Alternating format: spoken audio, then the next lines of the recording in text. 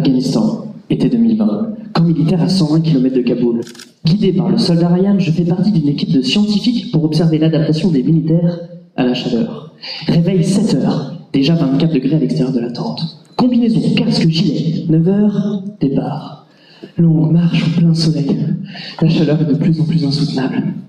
Bientôt, 38 degrés à l'ombre. Et là, explosion, des tirs. On se regroupe, on court, on analyse, on sprint. Effort intense, chaleur maximale, prise de décision difficile.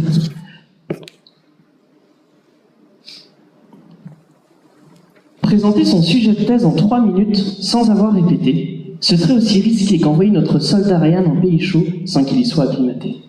Si ici je mime de me perdre dans ma présentation sous l'effet de la chaleur, là-bas, ce ne sont pas les mêmes conséquences pour nos bataillons.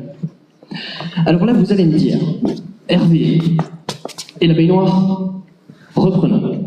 Les militaires européens sont envoyés depuis plusieurs années dans les pays chauds, mais ils n'y sont pas suffisamment préparés.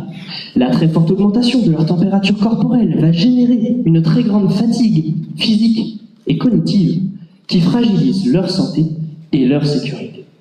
Ma mission, comprendre cette fatigue et trouver des stratégies d'adaptation à la chaleur.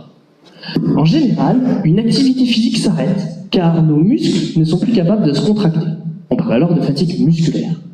Exposé à la chaleur, l'augmentation de la température corporelle est telle que c'est le cerveau qui n'est plus capable de commander nos muscles. On parle donc de fatigue neuromusculaire. Sauf que le corps a le pouvoir de s'adapter.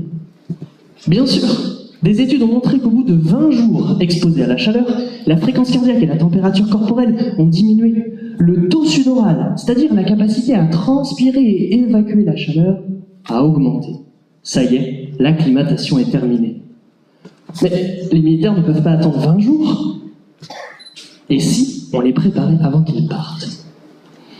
Alors là, vous allez me dire, Hervé, pourquoi la baignoire? J'y arrive. En analysant les effets de l'acclimatation à la chaleur sur la fatigue neuromusculaire, mes travaux ont permis de développer, tester et valider une méthode d'acclimatation rapide et facile à mettre en place. Mais après tout, il n'y a pas que les militaires qui peuvent en avoir besoin. Toute personne pratiquant une activité physique régulière, partant dans un pays chaud ou se préparant à la canicule. Allez, aujourd'hui, pour ces journées Maison Sport Santé, je vous confie la recette.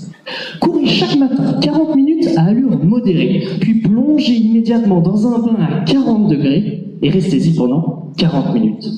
6 jours suffiront pour que vous ayez toutes les adaptations de l'acclimatation à la chaleur. Et si c'était une baignoire qui sauvait le soldat Ryan?